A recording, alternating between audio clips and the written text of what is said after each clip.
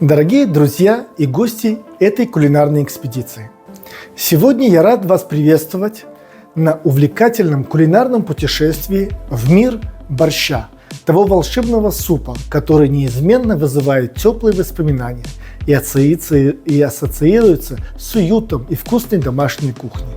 Вместе мы отправимся на разведку в кулинарные традиции разных стран и регионов, чтобы ответить на вопрос: борщ, чей он?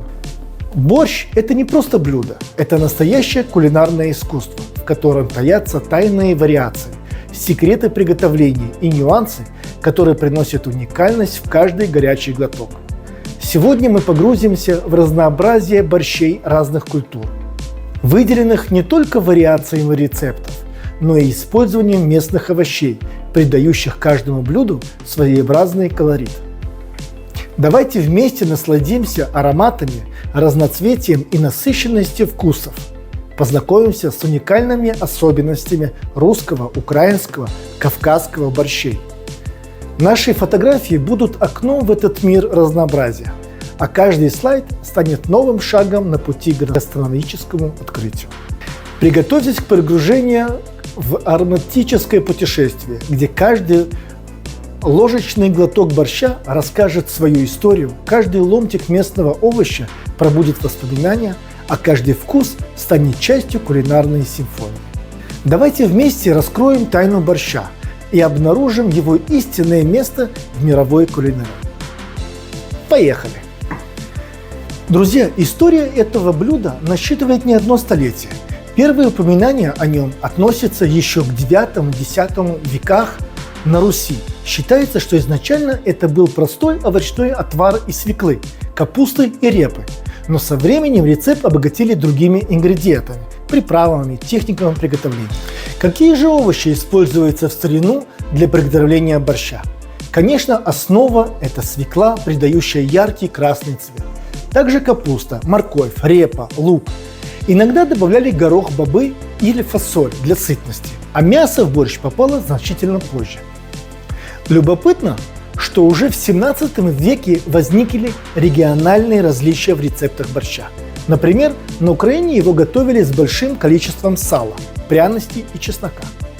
А в России предпочитали делать борщ на говяжьем бульоне, подавая со сметаной и зеленью. Как же готовили борщ в 19 веке? Давайте же представим себе традиционную русскую кухню того времени. Хозяйки вставали затемно, чтобы заправить печь и поставить варить бульон из говядины. Пока он варился, они нарезали и обжаривали лук, морковь, капусту. Свеклу терли на терке.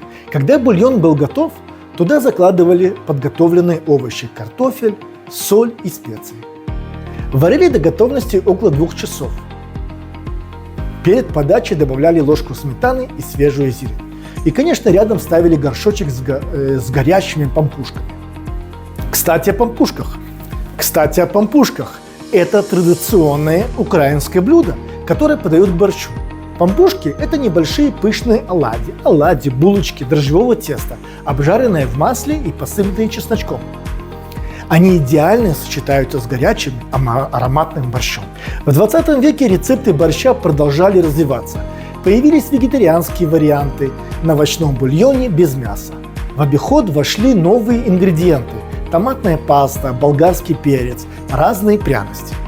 Сегодня существует множество региональных разновидностей этого блюда. Украинский борщ – красный и сытный, молдавский – с более кисловатым вкусом из-за добавления квашеной капусты, польский – на курином бульоне с добавлением колбасок и пряностей, русский – классический – на говядине с черными сухарями и, конечно, известный грузинский харчо – густой томатный суп с говядиной, рисом и разными овощами. Кстати, у меня есть ролик с харчо, где я уже говорил о том, что харчо – это грузинский ответ славянского борщу. Пересмотрите мой ролик. Как видите, история борща насчитывает много веков и охватывает разные славянские страны. Это по-настоящему народное блюдо, рецепт которого передавался из поколения в поколение, обогащался новыми ингредиентами и вкусами. И сегодня этот ароматный сытный суп остается одним из самых любимых в славянской кухне. А теперь давайте перейдем к практической части и я научу вас готовить настоящий классический борщ. Я вас научу. Да вы меня можете сами научить, но я покажу вам, как я его готовлю. Кстати, у меня на канале уже есть один из рецептов борща, который я готовил в афганском Казани. В афганском Казани! Посмотрите, я думаю, будет интересно. Итак, борщ. Чей он?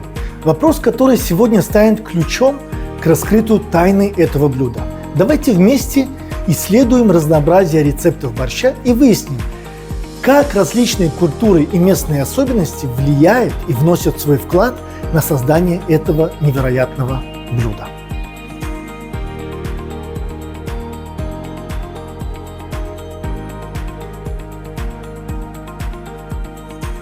Начнем, пожалуй, с русского борща, истинного символа национальной кухни. В этом борще особенно акцентируют использование местных овощей, которые делают его насыщенным и неповторимым. Погрузимся в атмосферу русской кухни и изысканной русским борщом на фоне традиционной посуды. Переходим к следующему гастрономическому сокровищу – украинскому борщу. Уникальные ингредиенты и традиционные рецепты делают его поистине неповторимым. Познакомьтесь с колоритом украинской кухни через красочные фотографии украинского борща, поданные с хлебом.